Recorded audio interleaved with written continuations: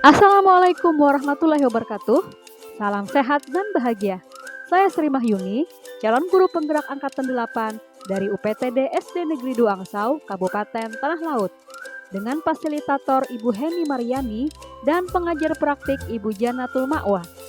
Video kali ini merupakan video koneksi antar materi modul 2.1 tentang pembelajaran berdiferensiasi. Apa yang dimaksud pembelajaran berdiferensiasi? Pembelajaran berdiferensiasi merupakan serangkaian atau keputusan masuk akal yang dibuat oleh guru yang berorientasi kepada kebutuhan murid. Pembelajaran berdiferensiasi dilakukan untuk memenuhi kebutuhan belajar anak yang beragam atau berbeda-beda dan berubah-ubah.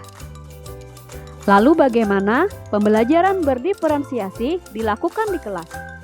Penerapan pembelajaran berdiferensiasi di kelas dilakukan dengan cara-cara yang pertama, mengidentifikasi dan memetakan kebutuhan belajar murid. Kemudian menerapkan 3 strategi diferensiasi, yaitu diferensiasi konten, diferensiasi proses, dan diferensiasi produk.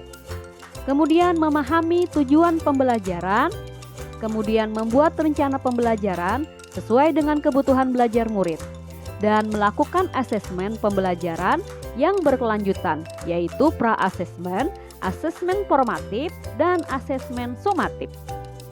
Kebutuhan belajar murid berkaitan dengan kesiapan belajar murid, minat belajar murid, dan profil belajar murid. Berkaitan dengan kesiapan belajar murid, guru harus menilai pengetahuan awal dan menentukan apa yang telah diketahui oleh murid.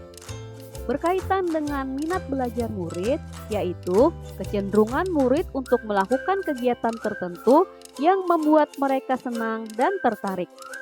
Berkaitan dengan profil belajar murid, yaitu cara-cara yang dilakukan murid dalam belajar yang berkaitan dengan lingkungan belajar, pengaruh budaya, dan gaya belajar murid.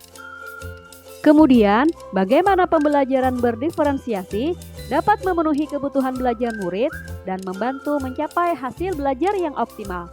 Dapat dilakukan dengan cara mengamati perilaku murid-murid, kemudian mengidentifikasi pengetahuan awal, melakukan refleksi terhadap kegiatan pembelajaran, berbicara dengan guru kelas sebelumnya, membaca rapot murid di kelas sebelumnya, dan menggunakan berbagai penilaian formatif dan diagnostik. Pembelajaran berdiferensiasi juga dilakukan dengan 3 strategi pembelajaran berdiferensiasi, yaitu diferensiasi konten, diferensiasi proses, dan diferensiasi produk. Diferensiasi konten berkaitan dengan apa yang kita ajarkan seperti materi, konsep atau keterampilan apa yang perlu dipelajari berdasarkan kurikulum. Diferensiasi proses berkaitan dengan kegiatan yang memungkinkan murid berlatih dan memahami atau memaknai konten dengan cara membedakan proses yang harus dijalani oleh murid. Sedangkan diferensiasi produk berkaitan dengan bukti yang menunjukkan murid telah paham dengan cara membedakan produk sebagai hasil belajar murid, hasil latihan, penerapan dan pengembangan apa yang telah dilakukan. Berikutnya, keterkaitan materi pada modul 2.1 dengan materi pada modul lainnya.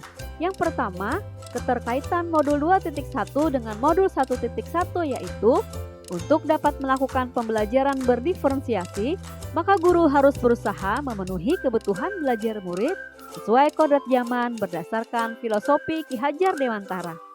Kemudian keterkaitan antara modul 2.1 dengan modul 1.2 yaitu dalam melakukan pembelajaran berdiferensiasi, guru harus dapat mewujudkan kepemimpinan murid dengan menuntun murid untuk belajar sesuai dengan nilai dan peran guru penggerak.